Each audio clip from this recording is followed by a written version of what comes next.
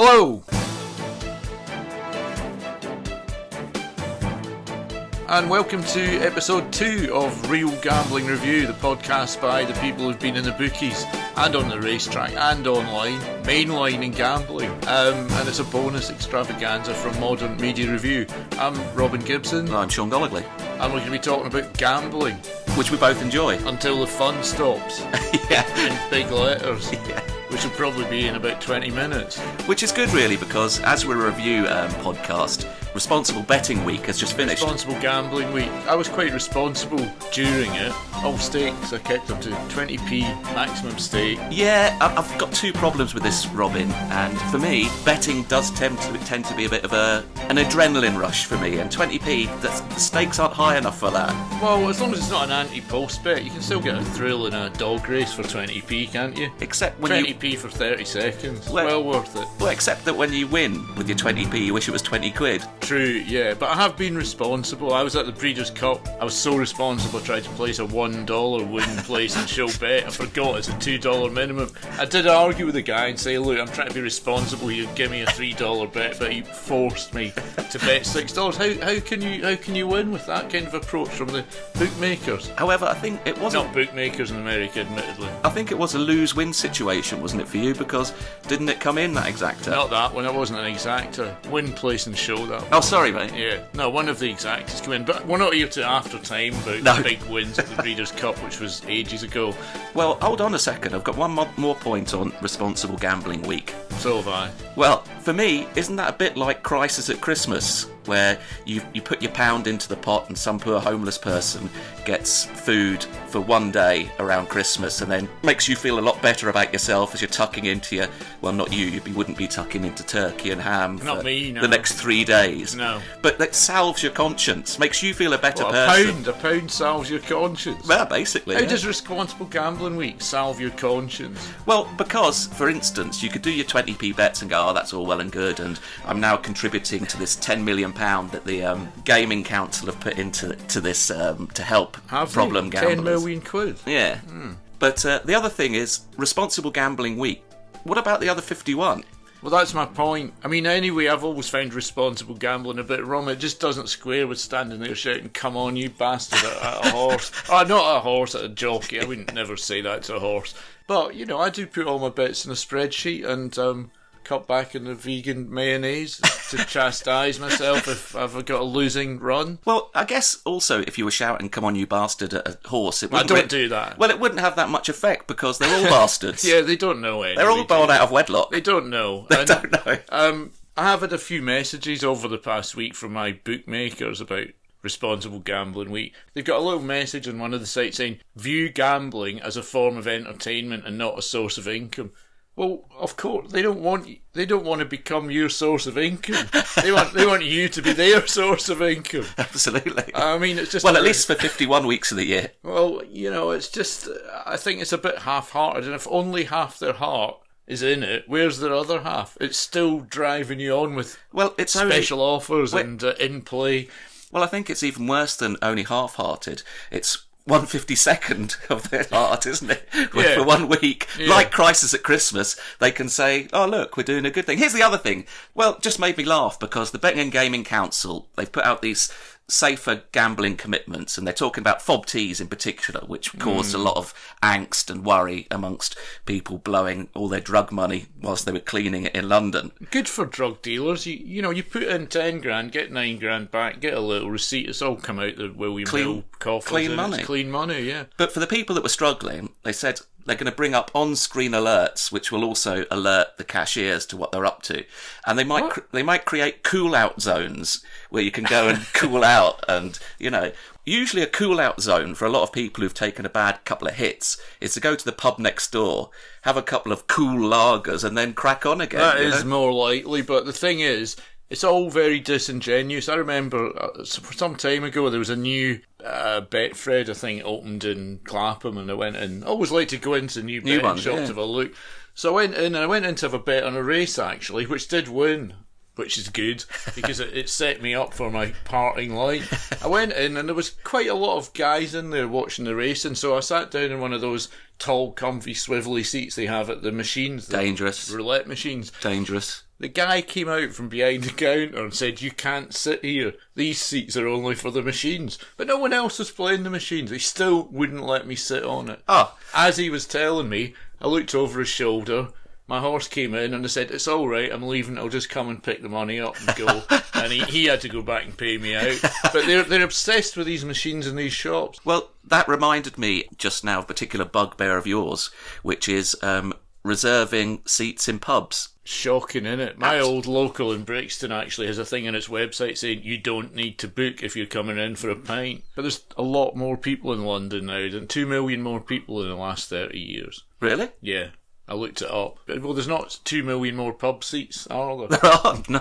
Anyway, to get back to the responsible or irresponsible gambling, we should probably recap in episode 1 because you put up a couple of people on Strictly who appear to still be in the Strictly running, dancing. They are still in the Strictly running. Mm-hmm. However, I will put a little caveat on the bet is that... well, who were they? They were Michel Visage. Yep. And... someone else with a pretty good name. Yeah, it was. Yeah, you're right. It was Michel Visage and Saffron Barker. See, now looking at the prices, I think all we've got going for them is a name because there's one's still 25 to 1 and one's still 16 to 1. Yes, Robin, and we are quite price sensitive, the pair of us, and we were coming in when we had more runners in the field, which is quite strange. And we've had a minor drift, but it's not all bad, because if you look along, say, Michel Visage, you can still back her, say, with Paddy Power or Betfair at 12 to 1. But yeah, with Hills, she's 25. Okay. So obviously I'd be backing her now again. I'm going to press up with a bit of the 12s. Yeah. Because she'll have a better chance of winning. Better chance. I think we covered that philosophy. We did. And then Saffron the same. Saffron's drifted out to 18. She was as short as 12s. Why is that? You've been watching it, I have been watching it. And they've both been dancing well. And she's as short as 11s as well with Sky Bet. She's still got the same partner. She hasn't gone lame, so she's still a runner. And she's still dancing well. But this guy in the front of the betting, he's going to have one of his legs fall off if he's not going to win according to the mark. Now, you were saying that this is done and dusted. And I always said, like it, yeah. You could always have a last fence faller. And he could fall at any stage. Literally fall, yeah. He could. There's no way he should be 4 to 7 at this stage. So you're still saying that at these prices, these are good bets? Absolutely. 25s and 16s. And we had them each way anyway, which is all good. Okay, yeah. Right, good, that's good, yeah. We're still looking good, and I'm happy with them. I wouldn't change. Okay. I wouldn't cash out. All right, well, I might wait for a while before I go in. Yeah. And then the other recap wasn't such a great bit of advice, but it's a future kind of philosophy, this, opposing Arbroath. Well, luckily about that... He did win a couple of games after that, but the whole point was that, they're going to get tired, being bin men and what have you, playing football in their spare time, they're just going to get tired out as the season goes on, so keep faith with taking them on. We will do. And if you're living in the Arbroath area, presumably overload your bins. Yes. Just to help the bet, Mix up your recycling in the wrong bins. Really? Put the green stuff in the blue one and the blue stuff in the green one. He's going to get pissed off, knackered and discombobulated. Absolutely. The other thing I was going to say... You can't influence the market, really, if you've got a lot of refuse and you live in Arbroath, can't you? Let's skip Arbroath, but football, you did mention the Championship last time. The Championship is a favourite division of mine, mainly because I'm a QPR fan and we seem to spend most of our years playing in it. And it always strikes me as it's the most competitive betting division. Well, they're very spread out here, the odds on QPR to be promoted. I mean, never going to happen. Sky Bet's got them at 12s, but Bet365's got them at 25s. Well, I think Bet365 would be where I would be. Well, they're the outliers. Everyone else is around the 14s, 12s. Well, I think I'd be back QPR to be promoted. No. Now, here's how competitive... that was just a flippant remark. I'm not going to be back in QPR to be promoted. But just for the point of how competitive the Championship is, we've had maybe 4 changes in leadership over the last couple of weeks. And QPR, when they were playing Brentford in the big Sky match about a month ago, a Monday night game, if they'd won that, they'd have gone second. They're about mid-division now. And that's, 4 games later? 4 games later. Yeah. So Leeds are... You can move up and down very quickly, is that what you're saying? Yes. See, this worries me about something someone once said to me about you don't want to be a table punter. You brought up a great image of someone punting at a table, but it's not that. It's people who punt or bet based on the team's position in the table without pardon me, without taking any account of who they've played, who they've got to play. QPR are only just off the playoff places here. 4 points. Yeah. But, yeah, as I said, 4 games ago, we could have gone second. We are 16... What are you saying here? We are 16 games in. It's too complicated. I look at all these teams. Too many of them have got a chance. It is difficult, but we're 16 games in, Robin, and that's over a third of the season. You are pretty much where you're supposed to be, and I appreciate that it is still tight, especially going for the playoff places. But Fulham are a ridiculous price to get promoted. 11-8 Fulham are to be promoted. Which is too short, considering they're not even in the playoff places at the moment. I don't really like having a bet that lasts for 6 months that's only 11-8. Yeah, I sort of... Especially 20p. That reminds me of the quote from Terry Ramsden. Do you remember the infamous, I should say, gambler from the 80s? Yeah. And they asked him if he preferred betting on jumps or flat. And he said, without doubt, flat. And they obviously thought they were going to get some shrewd insight into his betting, the way he sorts out his betting. And he just said it's a quicker death. Well, that's Terry Ramsden. Last time I saw Terry Ramsden, he was running after a bus in the King's Road, which kind of is an interesting juxtaposition. He obviously still felt in himself wealthy enough to be in the King's Road rather than down Balham tube station or something. But on the other hand, he was running for a bus. Transport except a bus. Yeah, he wasn't jumping in the chauffeur-driven roller. No, he didn't have that anymore. And we're getting a bit into the realms of prehistory here, Sean. But the point is there a bet in this? It all looks a bit tight to me, the Championship. I would oppose West Brom at home, and I think Preston are a team I'd always like to have onside if they're odds against. Why are you opposing West Brom at home? That's a very specific kind of bit of advice there. Well, because I'm a table punter. Oh, right, okay. the home table, yeah? Yeah. They're unbeaten at home, but they've stacked up a load of draws already. And considering, I would imagine, off the top of my head, and this is the sort of in-depth statistical analysis I like, that they would be odds on for every single one of those. Okay. You'd be losing money if you backed them every So you could game. have laid them. Yeah. Yeah, that's good. Well, let's get on to something a bit more scientific. Well, as you said about Terry Ramsden and the debate between jumps and flat. Jumps and flat. Obviously, it's the jump season now, and I prefer the flat just aesthetically and as a sport. I find the jump season very boring and plodding and all centred around Cheltenham. But having said that, I always mock this little race, this small field race they have at Carlisle towards the beginning of every jump season, the Colin Parker Memorial. But look, I looked at it this year, Lost in Translation won it. The Roll of Honour for this race is quite incredible. It really does throw up future stars, even though it always looks like a full-runner race where none of them are trying. And this year's winner, Lost in Translation, is second favourite for the Betfair Chase at Haydock. Okay. Which Bristol de May is favourite for. He's won it for the last 2 years. Now, we all know Bristol de May's only going to win at Haydock, right? And something's got a bit... I mean, this is my analysis. Something's got to beat it eventually, hasn't it? And why not Lost in Translation? And also, looking at the Colin Parker roll call, Mr. Whittaker... Who won at Cheltenham in 2018 and won a big handicap at Cheltenham. Yeah. He's a 20-1 shot for the Hennessy, or the Ladbrokes Trophy as it's now known. Stepping up in trip, it will be his first run of the season. Mick Shannon camp are very positive about him. So, against my better judgment, judgment's the wrong word. Against my inclination, I have actually got some opinion about the 2 big jump races that are coming up this month. That's fair enough, but not really. It's probably a load of rubbish. Well, you know my bugbear, and it's not so much things like the Hennessy, which Ladbrokes is which is a handicap. For me, the biggest problem all the way through to Cheltenham will be these 4-runner graded races, which I'm like the Colin Parker. Yeah, well, for me, I am a conspiracy. I call it the Colin. The Colin, I love the Colin. I am a conspiracy theorist, but I have this belief that the major trainers phone each other up and map out which graded races they're going to win on the way to Cheltenham. Yeah, I agree with that. I think that the whole season, I used to like it a lot more, but... They're only stepping stones now. If you won a King George and you've either punted it or owned it, you'd be absolutely over the moon about that race. Yeah. Not about going, next question, will you go for the Gold Cup? The King George is the best staying chase. It's on a flat track. It's about who's the fastest. The Cheltenham Gold Cup is for sloggers uphill. Absolutely. As I always say, they don't ask Usain Bolt to run the last 20 metres uphill, do they, to see who's the toughest? What's so good about running uphill? I've never enjoyed it. Always downhill for me. Yes, exactly. Or walking. There is one thing to say about the Christmas #1 betting, Sean, which is that One of my favourite grime rappers, DEE, has done a game-changing ad for IKEA, or IKEA, as they insist on calling it, officially. Yeah, which I saw the other day. I'm not sure what the song's called. Silence the Critics, that's it. And they've suddenly injected him into the betting for Christmas #1, and he's released the track as what now passes for a single download, blah blah blah. And it's about 10-1, so it's not the worst bet ever.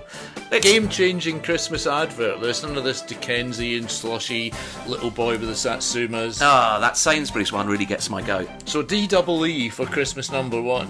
Well, I'm sure, Robin, if you download it 20,000 times, it could make it. Yeah, I've listened to it about 20 times already, so I must have put it on the way. Anyway, next time we'll go a bit further with Christmas #1 once we know whether they're doing George Michael or Wham, or which duet Robbie Williams is going to put out as a single. Even bloody Rod Stewart's in there. Yeah, but that's not going to happen. Christmas #1 next time. We should instead go on to another TV betting extravaganza, I'm a Celebrity, Get Me Out of Here, which you pointed out starts again this week. It does. I've been too busy watching MasterChef to notice.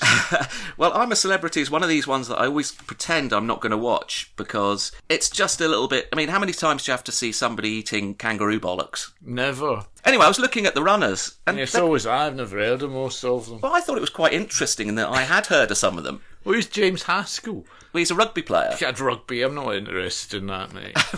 It's the most boring game in the world. Well, he's going out with Richard and Judy's daughter. Oh, right. Okay. Yeah, I don't know if that makes you... Does that qualify you as a celebrity? If he plays rugby... But they've also got Caitlyn Jenner in. Is every rugby player a celebrity? No. But Caitlyn Jenner is a celebrity. Yeah, absolutely. Which is a bit of a coup for them to get. She's quite old now. Well, there's no problem with that. Well, you got all these trials in the jungle, or the rainforest as I like to call it.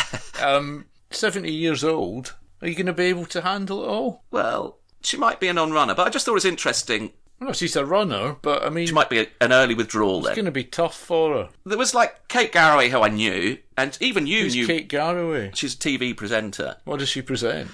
All sorts of rubbish. Oh, so yeah, obviously you wouldn't watch I've seen her face, yeah. We got Nadine Coyle, Girls Aloud. It's not a bad lineup to start off with. It's a crap lineup. I've never heard of any of them. The betting has righty, as I don't call him anymore. Is he a bit of a twat, Ian Wright?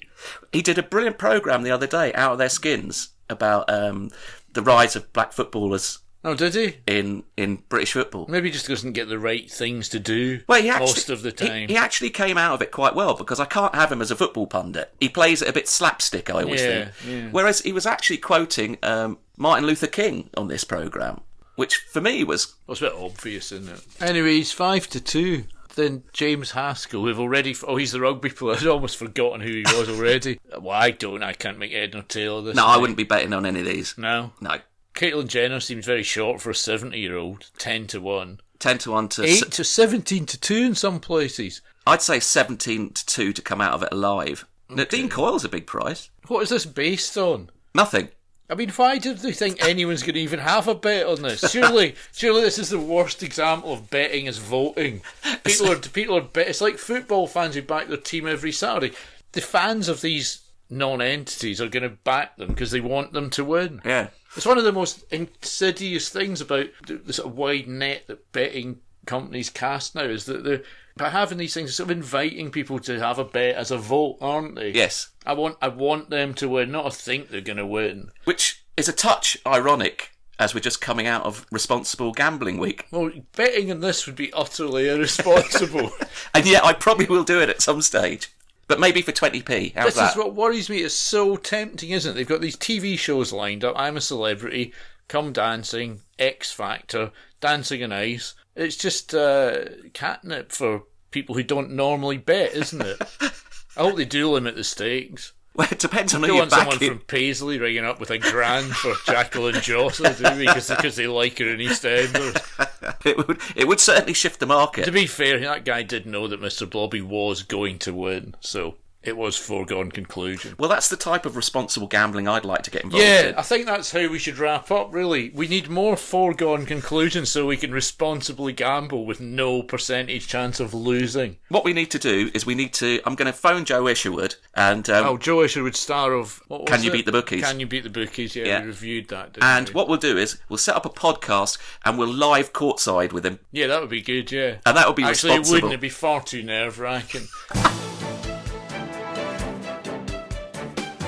Anyway, on that responsible note, we'll wrap up Real Gambling Review for this week. Don't remember our tips, and we'll see you again soon with Modern Media Review as well as... Absolutely. And don't forget, we've got a website, modernmediareview.com, and you can hear our podcast... across all the platforms. All the usual platforms, iTunes or whatever it's called, Apple Podcasts, Spotify. You name it, Spotify, Google, Bob's Podcasts, all the rest of it. And we'll be back soon. Cheers Thanks for listening. listening. Yeah. Bye.